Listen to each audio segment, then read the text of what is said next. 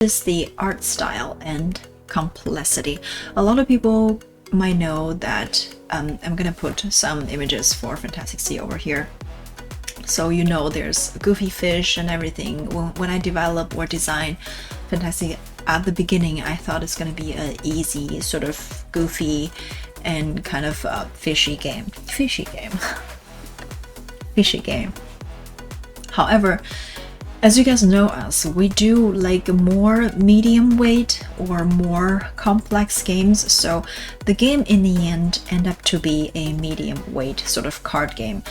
But by that time, I already finished drawing all the fish. So that leads to a problem that the art is goofy and looks very family and very kids-like. However, it doesn't match the complexity of the game itself. So a lot of people, when they walk past by Fintastic Sea, they will feel like, oh, this is a kid's game, I'm not interested.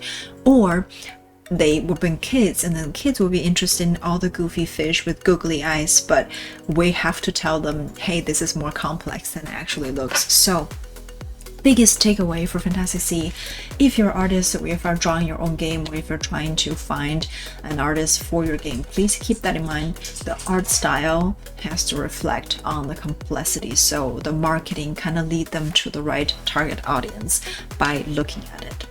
Very, very important. We're not going to do that ever again. This is such a stupid mistake. Such a stupid mistake.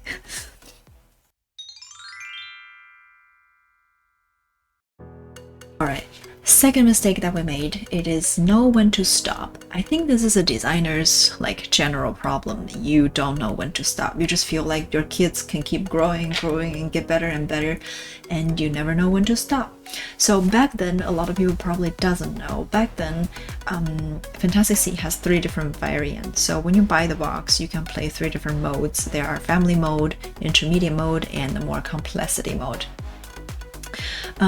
Because we kind of want to grab all the audience, obviously, but in the end we decide that we're gonna make the targeted audience into the medium weight, and for that we reduced all 3 modes into 1.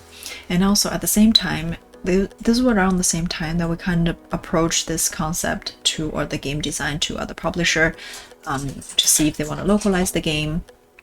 And we got all the feedback that streamline, please streamline. So after that period, we kind of look back, even though we want the initial concept of having 3 different modes, it would work really well with the game itself, but we decided in the end we're gonna just keep it into 1 mode, streamline it, and we know that our target audience, it is the medium weight gamers, so we want the game or gameplay or has a lot of focus on that, instead of bringing out a kids version, bringing out a complex version. So we kind of agreed with the 3 of us to say, let's focus on 1, and we have to stop with thinking that we're gonna grab everything.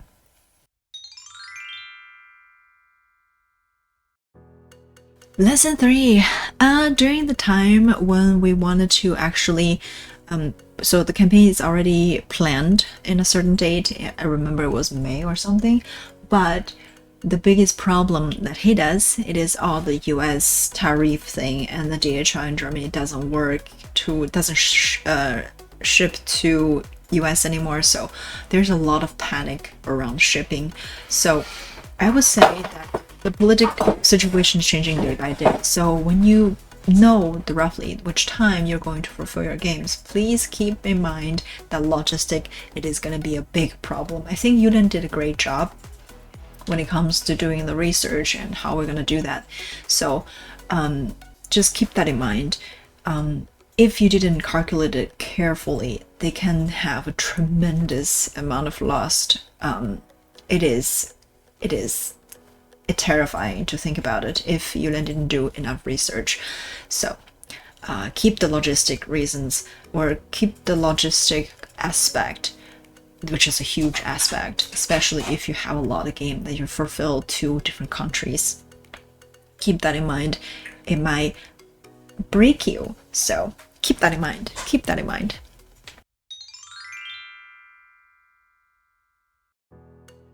Next point is actually kind of intertwined with the last lesson that we learned, which is the logistic. But this one actually keep your game small. For example, if you know that your game it doesn't need to be bigger than it actually is. Back then we kind of discussed, because we have the problem that it is a small box, so people generally think small box are more family card games. So we kind of discussed that maybe we make the Fintastic Sea box a little bit bigger, so give people the feeling that it's not a family game, but more complex or mid-level sort of complexity game.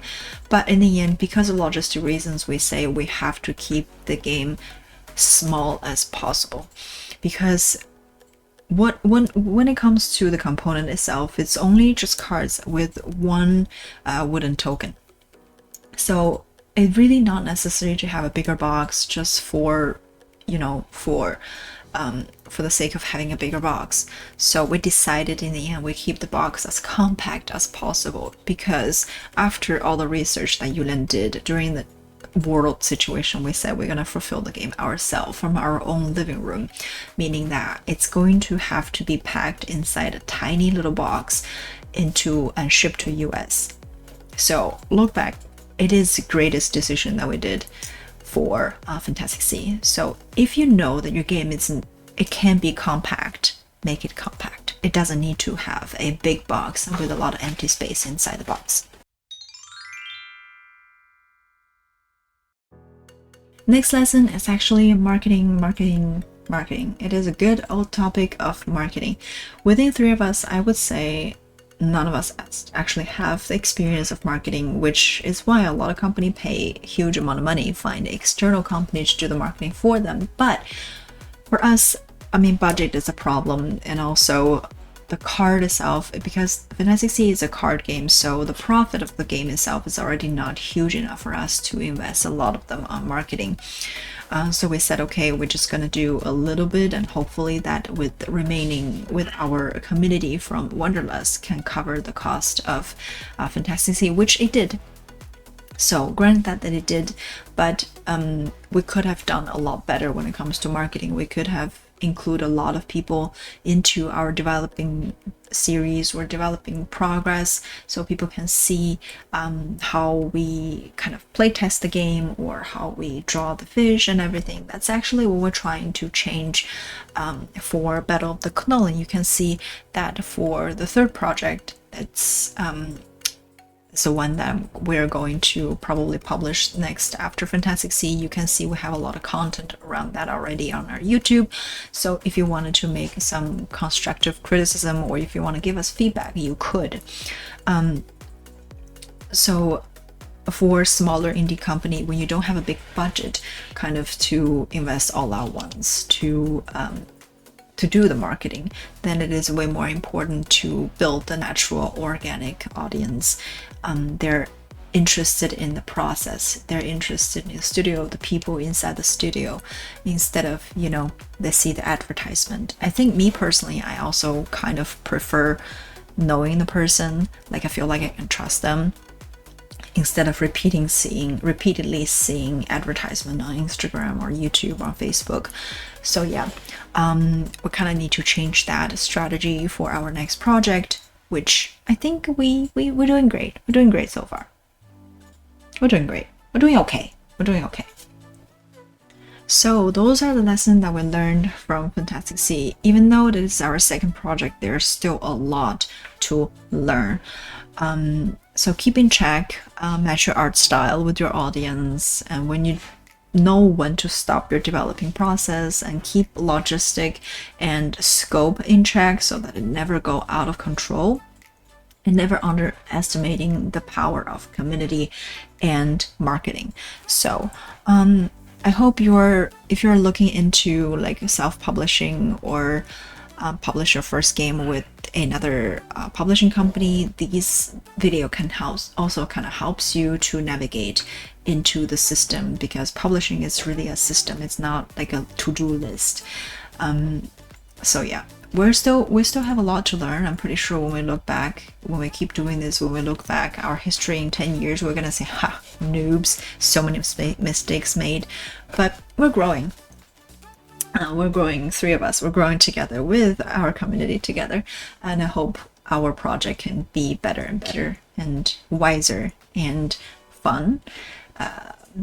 And yeah, I hope this video helps. I don't know what yeah, I hope this video, am I nervous? I don't know. So yeah, keep it focused and keep it fun, and share your game with the world. Sharing it is very important. A lot of people feel like, I have this idea, but I'm afraid that someone else is gonna steal my idea. Don't do that. It is stupid. Share. The more people give you criticism, especially criticism, it is way more important than praise. So value the people who can tell you your game is shit. Okay, that is important. Yeah. I think that's it. That is everything that we wanted to tell you, that what we learned from Wanderlust and Fintastic Sea. And if you're interested in getting any of the game, you will find the links where you can buy them, mainly from our website. You can find the links in the description box. And I hope you guys like this sort of video, and I'll see you next time. Bye!